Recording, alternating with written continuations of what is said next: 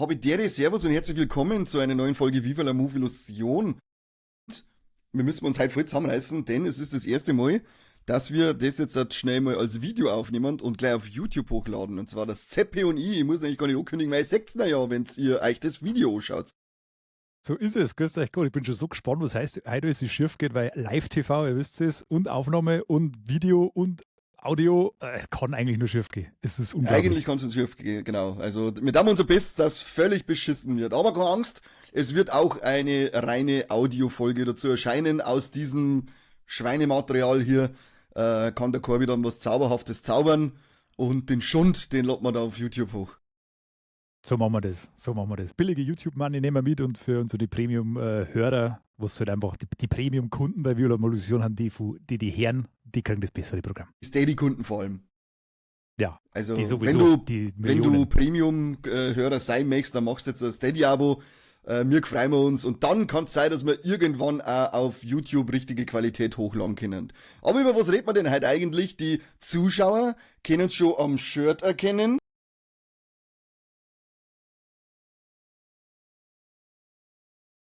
Oberirksel. Oberirksel. Den Teil. wir Super Mario reden über... tatsächlich. Was, ihr? Super Mario steht da, für die das nicht Da sehen. steht, genau, Super Mario steht da. Wir reden mal über der Super Mario Galaxy Film, weil es ist heute, Tag der Aufnahme, 2. April und gestern am 1. April haben sie den tatsächlich released und es nicht für einen riesigen Werbegag benutzt und dann gesagt April Fools, sondern haben ihn wirklich rausgebracht. Da bin ich sehr dankbar, weil ich hasse nichts mehr als diese bescheuerte 1. April-Witze, die sind alle durchgehend dumm und behindert und gehen mir nur auf den Sack. Das ist richtig schlimm. Auf einmal ist jeder Comedian. Ja, Idioten. jede Nachrichtenseiten hat auf einmal einen April-Scherz und muss ganz überhaupt nichts mehr glauben und dann ist es geht den Bach runter, die ganze Welt explodiert, nur weil irgendwo lustig sein möchte. Das ist echt furchtbar. Und was passiert dann, der Trump mich lustig sein und meint, das ist cool, wenn man Raketen auf Iran schießt. Ja, Wahnsinn. Der hat sich einfach im Datum geirrt offensichtlich und jetzt kann er mal zurück. Jetzt steckt er drin. Jetzt musst du durchziehen, ja. Muss durchziehen, das hilft einfach nicht. Seppi und ich haben ein fast romantisches Date gehabt und wir haben noch ein drittes Rad am Wagen gehabt, den Pat.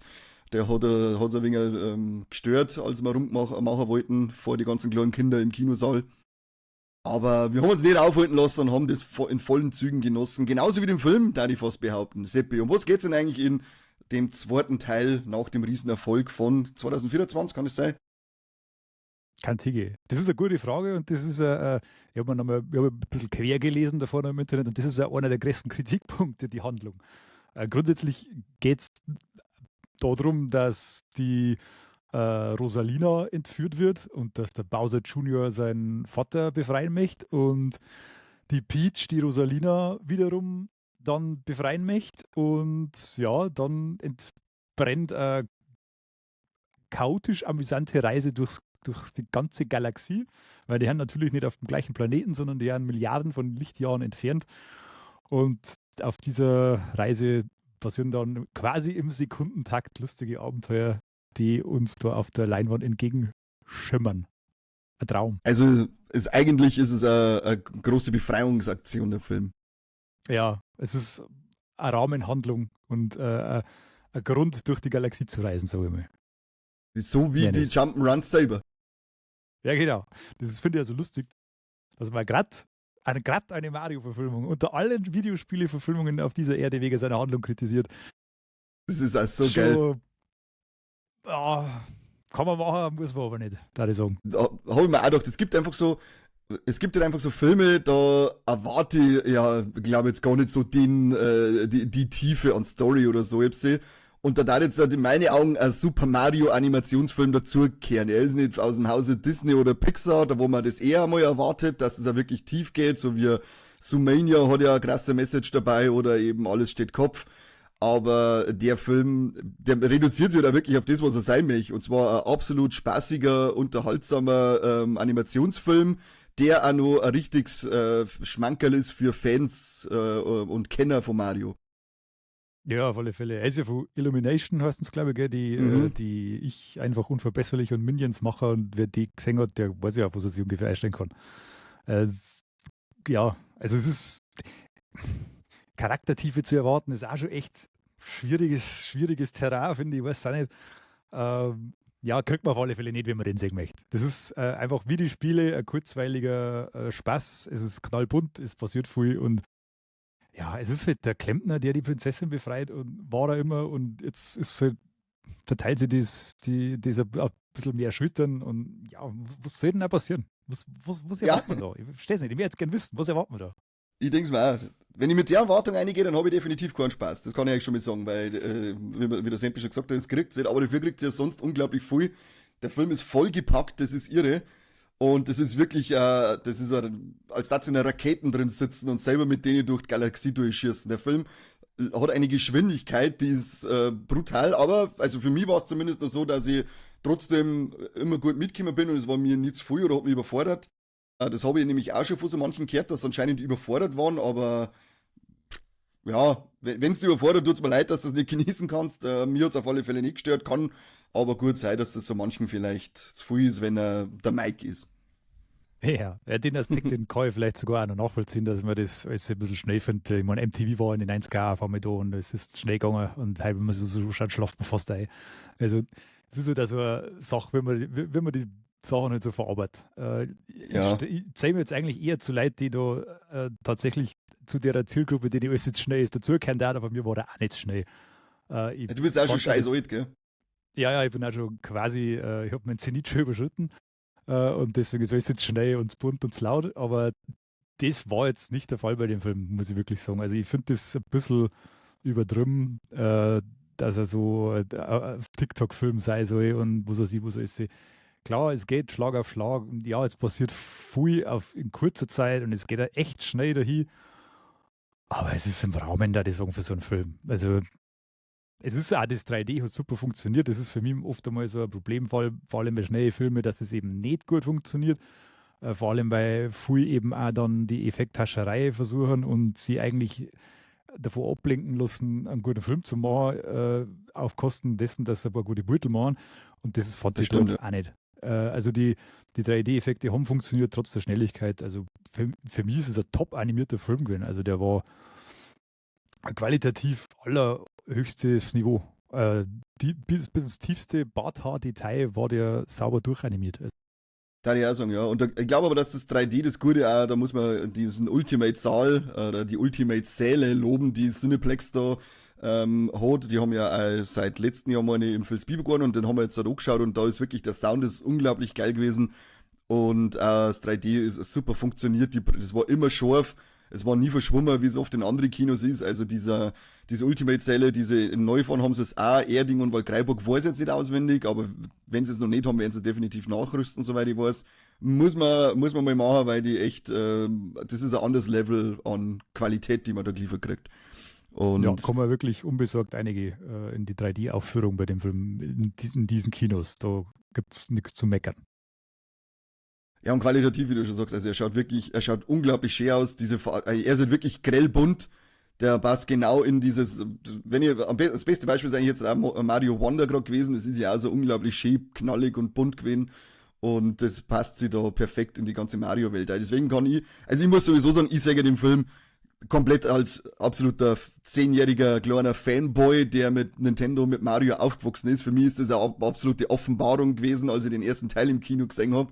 Und es geht da jetzt halt für mich uneingeschränkt weiter, weil ich Mario Galaxy geliebt habe und das ist ja, wie der Name schon sagt, ist es auch wirklich so das Hauptaugenmerk. Man zeigt ganz viele Figuren und Welten und Sounds und Moves und Power-Ups und so weiter aus Galaxy. Du bist als Fan, der die Sachen kennt, sitzt du wieder die ganze Zeit nur drinnen und kannst grenzdebil vor dich hingrinsen, wo sie ja ungefähr 1,5 Stunden da hat.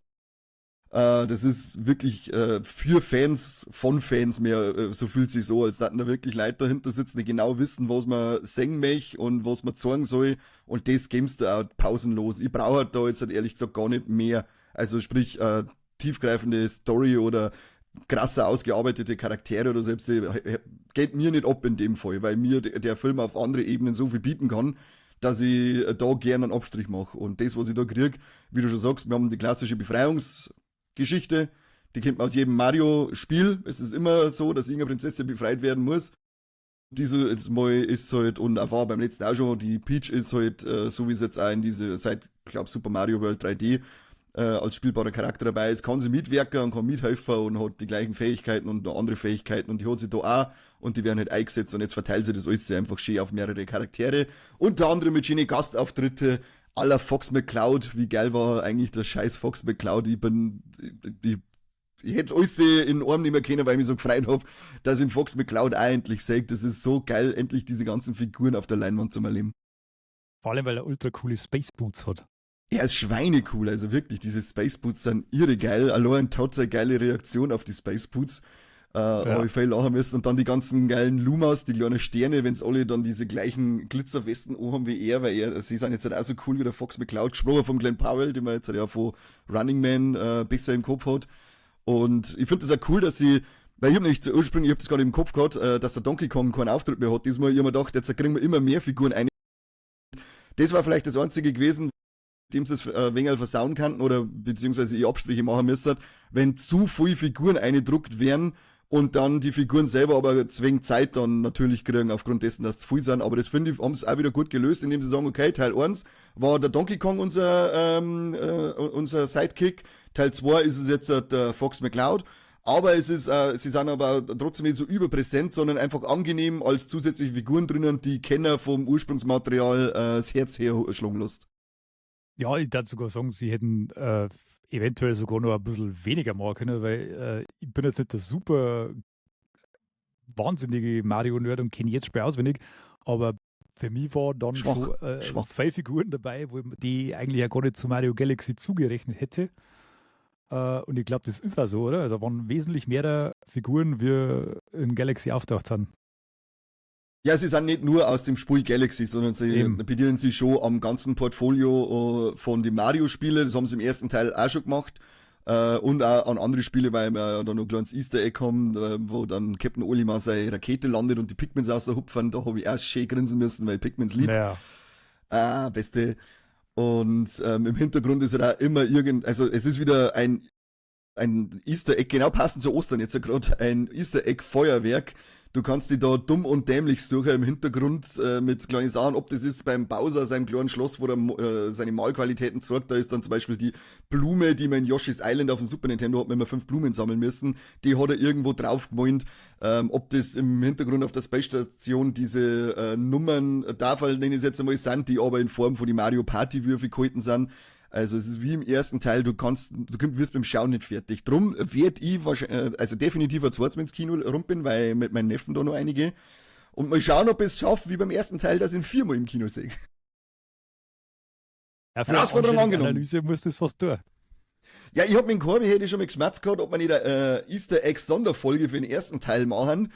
Kann man ja noch nachholen und dann eine Easter Egg Folge für den zweiten Teil machen, indem man nur alle Sachen, die wir entdecken und dann so ein Special-Teil mit Sachen, die wir noch googeln müssen, weil wir selber nicht gesehen haben, zusammenhauen. Und ich glaube, du kannst da wahrscheinlich sogar eine Stunde an Folge füllen, weil da so viel irre viel drinnen ist.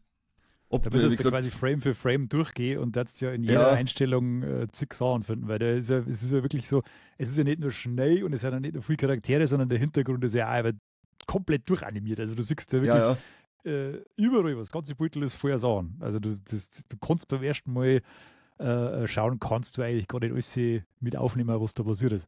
Und was mir im Kino aufgefallen ist, das ja rappelvoll war, ich habe selten einen Film gesehen, wo so oft okay, also in großer Lautstärke, weil da wirklich sehr viele, sehr süße Figuren vorgegeben waren. Ja, Leute, die Lumas, die sind schon drastisch schon mit den Lumas. Herz allerliebst. Ja, Weltklasse. Und dann auch das kleine Äffchen, das ja dann nicht so nett war, aber trotzdem auch erst einmal kuschelig süß ist. Der Don Banana, oder? Ja, irgendwie so. Geiler Aufriss auf alle Fälle. Das haben wir auch gedacht. Und vor allem, weil du sagst, das Kino war rappelvoll, das war auch wieder mal schön, weil die letzten Kinobesuche, muss ich sagen, die waren immer recht spärlich besucht. Aber dieses Mal war es echt, das war pumpenvoll. Da werden vielleicht nur 20 Plätze frei gewesen sein, von über 100, glaube ich. Ja, und das ist ja die zweite Vorstellung, glaube ich, hintereinander gewesen. Und ich glaube, die erste war auch schon ziemlich gut besucht, vom wahrscheinlich nur ein bisschen jüngerem Publikum. Ja, da hast du noch ziemlich viele Erwachsene eigentlich. Hast du noch ziemlich viele junge Rumlaufer gesehen. Ja. Also wieder durch alle Altersgruppen durchmarschiert. Und er funktioniert in meinen Augen auch für alle Altersgruppen. Das ist wieder so ein schöner Animationsfilm. Gut, das kennen aber die meisten mittlerweile, dass sie für alt und jung gut funktionieren. Vor allem halt hier, weil mit mittlerweile 40 Jahre Mario, weil dieses Jahr haben wir das 40-jährige Jubiläum von Super Mario Bros.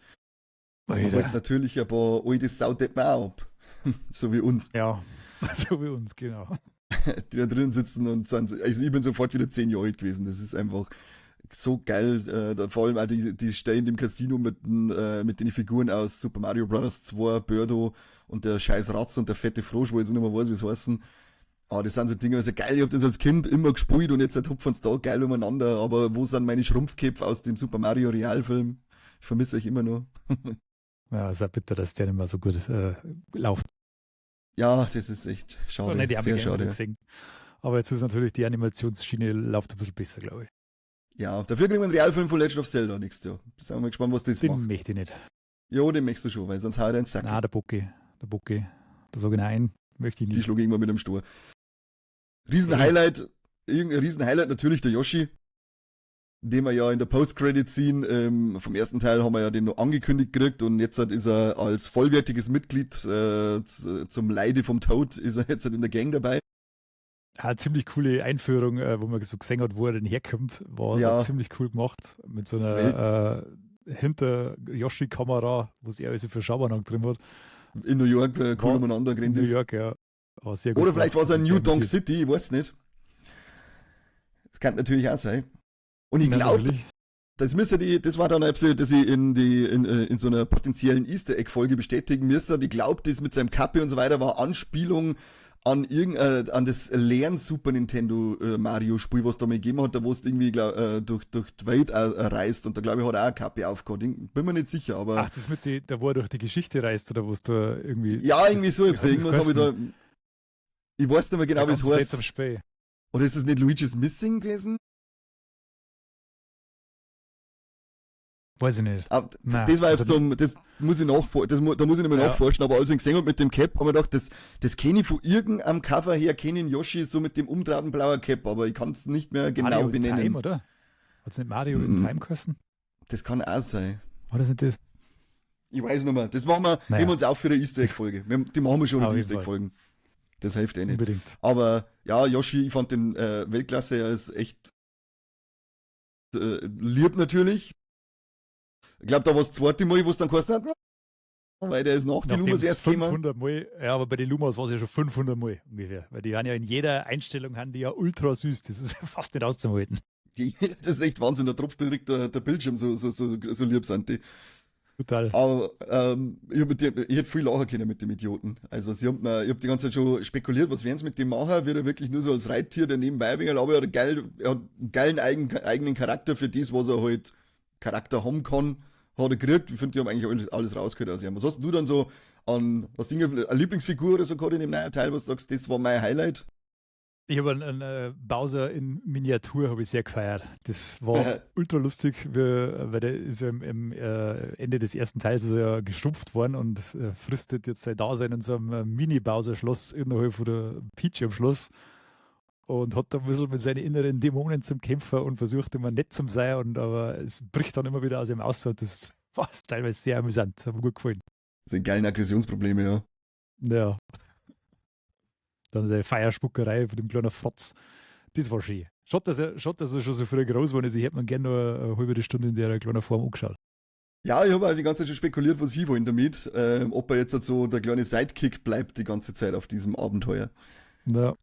Aber sie haben ja dann das übergeordnete Thema Familie drin, wo es ja einerseits beim Bowser und beim Bowser Junior greift und andererseits bei, ist das ein Spoiler? Das ist mir scheißegal, die Leute sollen den Film anschauen, bevor sie uns zeigen. Das ist egal. Das ist ja kein Twist oder so. Nein, und andererseits bei der Rosalina und bei der Peach greift, die ja auch Schwestern haben. Und da haben wir ja, da war es eigentlich dann fast klar, dass er da irgendwie wieder auf die andere Seite zu seinem Sohnemann kommen muss. Aber das hätte ruhig ein wenig länger dauern dürfen. Das war schön. Ja, das stimmt. War ja auch dabei. Mit seiner kleinen Peach-Stimme noch dazu, dann hat man nämlich einen Jack Black seine Scheißstimme nicht so verheeren müssen. Da bin ich dabei. Wobei das einer der wenigen Filme ist, durch die er bei mir wieder Pluspunkte gesammelt hat, der Jack Black. Ja, wobei das in der deutschen Synchro scheißegal ist. Ja, aber ich weiß, dass es ist. Ja, gut. Aber dann habe ich wieder ein Reel gesehen, wo der Inge Little umeinander singt und wieder die ganzen dumme Grimassen zirkt. Und ich denke mir so, ja, leck mich, du gehst mir schon wieder voll auf den Sack. Das ist nicht lustig, was du da machst. Das ist wie ein Dreijähriger, der herkommt und sagt, Mama, schau mal, was ich kann. Und dann laufst du davon, du denkst dir, fuck, hätte ich bei der Schwangerschaft testen müssen, ob mein Kind ein Chromosom 2 hat oder selbst. Was ist da los? Genau diese Art Humor macht er. Eben in die frühen Tenacious D-Jahre habe ich ihn sehr gefeiert, aber es ist halt irgendwie dann, weiß nicht, das sind Corona hat gewachsen ihm irgendwie so. Ja, das kann gut sein. Da ist er dann das irgendwie ganze hängen geblieben in seinem Ja. Sumpf. Und jetzt hat er ja, dann hat er doch den Gaming-Channel da aufgemacht und auf einmal war er doch dann irgendwie die Nummer 1 Besetzung für alle möglichen Synchro-Sachen bei Videospiele-Verfilmungen und ja, jetzt haben wir ihn da. Ja, also grausam. Aber bei Mario stört er nicht. Und für alle, die Angst haben, die das Little aus dem ersten Teil schon genervt hat, zum Beispiel der Mike, der mag keine Musik nicht, es wird dieses Mal nicht gesungen. Stimmt. Kein einziger Ton. Ich habe einmal gemeint, dass er jetzt dann gleich anfängt.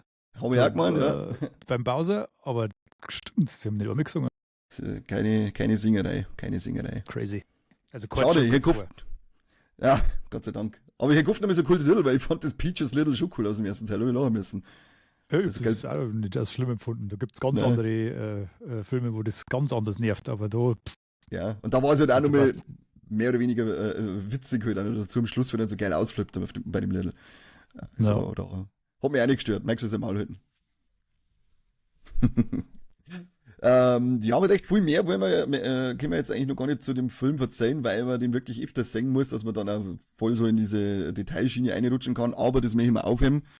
Ich stoße das jetzt weiter an mit der Easter Egg-Folge. Es schreibt in die Kommentare ob ihr Bock hättet auf so eine Easter Egg-Folge. Prinzipiell ist mir wurscht, was schreibt, weil ich es so oder so machen mag. Aber schreibt es trotzdem in die Kommentare ein. Ist gut für einen Algorithmus, Leute. Einen Unbedingt.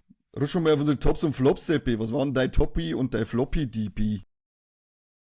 Ja, mein Top war eigentlich, dass er mir gefallen hat, weil ich echt nicht damit gerechnet habe.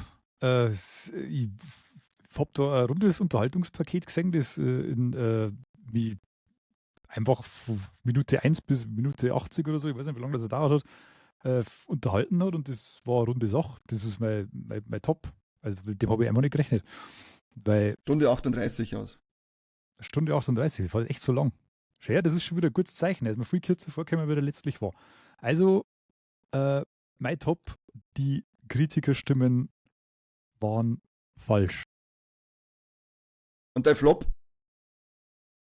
Mein Flop, dass man das aber sagen muss, das ist so blöd, das ist schon wieder wie beim letzten Mal. Ich wüsste jetzt nicht wirklich einen. Das ist Ja, wir brechen das jetzt dann einfach schon langsam auf, weil wir keinen Flop nicht haben, dann haben wir halt keinen. Dann sagen wir, Corby, halt dein Maul, du kannst uns gar nichts sehen. Du sitzt in Straubing, also eine halbe Stunde weg, bis du herkommst, hast du es eh vergessen. mein Flop ist dann, dass der Bowser nicht länger klar war. War Lass ich Fehler. durch. Hätten wir anders Lass ich machen durchgehen. müssen. Okay, lass ich da durchgehen. Ja, gut, ich hätte nur. Nein, den sage ich nicht. Au, jetzt weg. Den sagst du mir danach. Das bleibt ein Geheimnis zwischen uns dann. Ja. Gut, mein Top war der Fox McCloud. Ich fand es so geil, diese Figur da drinnen zum Singen und freue mich deswegen schon auf noch weitere Teile, wo man dann noch mehr so Gastauftritte von anderen Spielen kriegt. Davon kann man wahrscheinlich dann ausgehen, dass das jetzt öfter passiert und da habe ich richtig Bock drauf, weil es ist ein riesiger Pool an Figuren, die da vorhanden sind, die man einschmeißen kann und wenn man es so geil umsetzt wie ein Fox, dann habe ich da einfach nur eine gute Zeit. Und mein Flop gibt's in dem Fall auch keins, ist mir scheißegal, Corby, es gibt keinen Flop nicht. Ich bin wie beim ersten Teil, oder ja, nicht ganz wie beim ersten Teil, weil der erste Teil hat mich wirklich emotional berührt, da hat mein kleines inneres Kind so angesprochen, dass ich beim ersten Mal singen wirklich Trempel in die Augen gehabt habe. Das habe ich andauernd bei allen möglichen Filmen. Das ist Ja, das hab ich jetzt nur mal so gehabt, weil ich schon gewusst habe, was auf mich zukommt. Ist trotzdem kein Flop nicht, sondern beide Filme kriegen von mir 5 von 5. Ich habe die Zeit meines Lebens mit denen und freue mich schon, wenn ich ihn wiedersehe und freue mich auf noch mehr Material aus diesem Haus. Ja, also für Fans auf alle Fälle eine glatte Empfehlung. 100%ig, ja. Triple Threat ist relativ einfach, Sepp. Wir haben mir Tiddy's Code. Ja. Genau, Peach und Rosalina ziehen blank und machen Schere. Ja, genau, so haben wir ja, genau, da war's dumm, klar. Haben wir Trompetencode? Nein, keine Trompeten. Mario und Luigi dann nicht Zipfel fechten, leider. Nein, nix. Tote Tiere? 1000. Richtig schön drauf gefilmt, immer alles also richtig voll. übel. Muss man, Ja, wie also bei so einem richtig- italienischen Kannibalenfilm aus die 80er. Ja, richtig Hardcore-Shit. Das ist irre. Also ich kann die FSK 6 kann ich verstehen. Ja, die haben es wirklich komplett ausgelotet. Ja. Und ich finde es also geil, dass überall, dass Cineplex da überall jetzt den Hinweis wieder aushängt, so, hey Leute, der Film ist ab 6 und das heißt, dein Kind darf erst ab 6 ein, egal ob du dabei bist und was du sagst. Das ist einfach gesetzliche Vorgabe. Also auch, vielleicht nur für alle, die es nicht wissen, FSK 6 heißt FSK 6, da gibt's kein Hey, bin der Papa, das kann er daheim machen, aber im Kino darf er einfach nicht. Bringt ja nichts, wenn du diskutierst, so Vollidiot. FSK War 6 früher ist anders. FSK 6. Na, bei FSK 6 glaube ich nicht, das haben sie einfach nur lockerer gesehen. Die einzige Ja. Änderung gibt's bei FSK 6 und bei FSK 12. Da darfst du ja dein Kind mitnehmen, wenn du der Meinung bist, dass dein 8-jähriger Bruder schon vertragt. Da gibt's diese Grauzone. Gut, früher hast du mit 12 in einen 16er Film herumgehen dürfen. Das hat die Leute halt nicht interessiert an der Kasse. In einem 16. Bist aber halt, da bist du halt aber, ja genau, in einen 16er. Da bist du halt auch noch nicht gestraft von wie ein Schwein, so wie heute. Ich darf's auch nicht tun. Das war hat aber schon geil. eine Daseinsberechtigung. Mich würde mal interessieren, ob es schon mal jemals gegeben hat, dass eine Kontrolle in einem FSK 6 Film gegeben hat. Ob da schon mal irgendwann jemand gekommen ist und hat gesagt, so, wir wollen jetzt in den Saal rein und schauen, ob wirklich nur Leute mindestens 6 Jahre drinnen sitzen. So richtig nochmal Film pausieren mit der Taschenlampe einleichen, Ja, Dann Ausweiskontrolle. die kleinen Kinder ins Ja, Gesicht weißt du. leichten. Wie alt bist du? Wie alt bist du? Sag's mal, dass du 5 bist. Schau nicht den Papo, schau Mio. Taser heraus, sein Papa am Hals und Taser hingehalten. Du, wenn's liegst, dann hat's ihn. Übrigens sitzen bleiben, es gibt eine Mid-Credit-Scene und ja. eine Post-Credit-Scene. Das ist eine wichtige Info für alle, bleibt sitzen. Und jetzt, nachdem wir auch noch Väter vor kleinen Kindern bedroht haben, gehen wir zum Feierabend über. Total, ja, sagen. Haben wir eine gute Länge erwischt, haben wir gleich alles Wichtige Sagt mein Freund auch immer. hier dargelegt. Und haben wir dann einen sauren Hammelwitz beim Kinderfilm gemacht. Das ist also alles wieder dabei. Alles dabei. Passt. Sag mal, vielen Dank fürs Zuhören oder fürs Zuschauen. Ja, Je nachdem. Und in Zukunft schauen wir, dass wir uns öfter persönlich zusammensitzen zum Video. Das schaut schöner aus als so. Das kommt mir vor, als wäre mit einem Zoom-Meeting vor der Arbeit und dann kriege ich schlechte du hast uns Feelings. verraten, dass wir nicht nebeneinander sitzen. Das hätte man am Bettel anhand vom Bettel einfach nicht erkennen können. Das ist Ja, einfach stimmt, nur ja, weil die Dicke in dem Streifen. Hintergrund Das hat er schaut so fast schön aus wie mein T-Shirt. gemacht. Ja. Wahnsinn. Das hätte mir schon zusammengeschnitten, dass das passt. Dann sagst du nur meinen Kopf auf deiner Couch so umeinander schweben. Schön. Danke an alle, die dabei waren. Macht es gut. Fette Potatoes gingen raus. Hier, auch von mir. Dann hören und sehen wir uns demnächst. Du musst an Corby sein Part. Beim besten Podcast der Welt. Nicht von der Sternstaub-Galaxie. Ah, er hat so gewusst, was heißt, die jetzt nicht mehr zusammenbracht. Ah, Herr Logo, ich hab da drinnen 2 Spiele verbracht. Au revoir.